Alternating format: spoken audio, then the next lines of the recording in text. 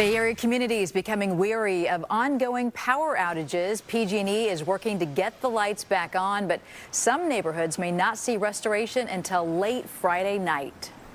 That's way too long. It would be nice if it came on sooner than, Friday, but, we'll see. That's all PG&E is promising at this point.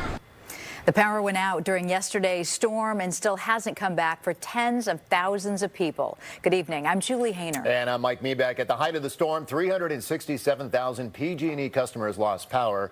Tonight, nearly 68,000 Bay Area customers remain in the dark. The utility says yesterday's storm knocked out power to more customers than any other storm since 1995. PG&E says the majority of affected customers in the South Bay, with more than 43,000, 18,000 are still without power on the peninsula. Live coverage now from KTVU's Jana Katsuyama in Burlingame, where people could spend another day without power. Jana. Mike, they've actually closed down this part of El Camino Real because there's a cable that's stretching across the road still. And you can see over there, the houses, street after street, it's dark, or there are generators going on. This is the massive tree that fell. It actually hit this truck as well as another vehicle. And right over here, you can see one of the electric boxes that has been completely destroyed still here. PG&E crews were out here, but they're still trying to get all of this pulled together because there's so much debris here. This is a problem throughout this neighborhood as well as up the peninsula, and many people, as you said, could still be in the dark and the cold until Friday night. Power since yesterday afternoon. This Burlingame man and other residents on the peninsula are facing another night in the dark.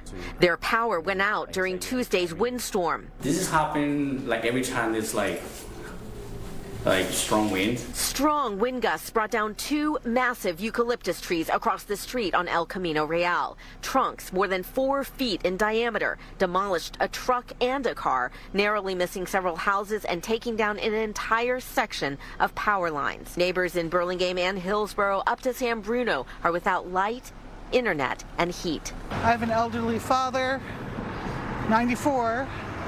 We're in the dark with flashlights and candles.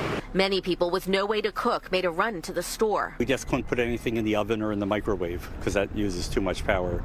And, we'd started a load of laundry, and so that's all wet. Adults doing work and students doing homework crowded into the public library. Sitting on the floors, with laptops trying to get work done. We've opened up every space that we can. We've moved tables out. We've brought out chairs from our community room. We've done everything we can to create, more space. PG&E's website says power might not come back until Friday night. Exasperated customers wonder why PG&E doesn't have more crews or take steps to prevent repeated outages. And better if we had the power lines being buried.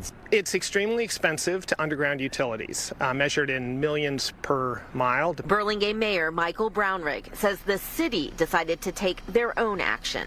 And so we've been working with Caltrans for 5 years to renovate the El Camino. And as part of that project, which we hope will begin construction next year, we'll underground that entire utility line from one.